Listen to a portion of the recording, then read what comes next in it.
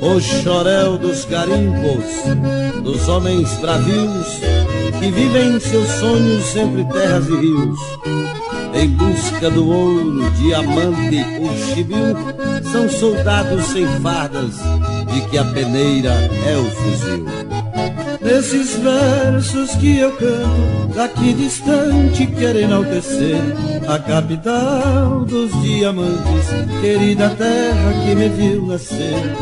Oxoréu, alegre cidade, expande amizade entre os filhos seus. Além dos garimpos tem agricultura e muita fartura doada por Deus. Quando me perguntam como foi fundada a minha amada e doce Poxoréu, esta pergunta prezo respondê-la, que ela é uma estrela caída do céu.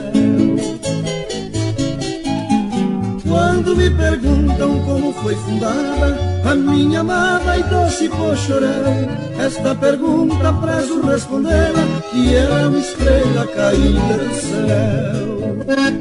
Minha mãezinha querida, sei que volto ainda a rever teus rios colossais, dos índios que dormem sob os arcos e flechas mortais.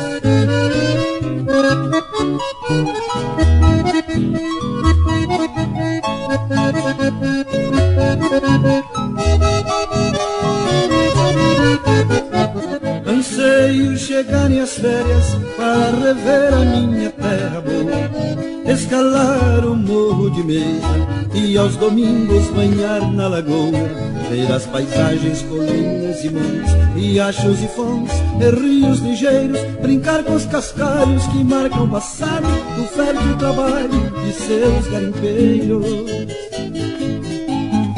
Quando me perguntam como foi fundada a minha amada e doce Poxoréu, esta pergunta prezo respondê-la, que ela é uma estrela caída do céu.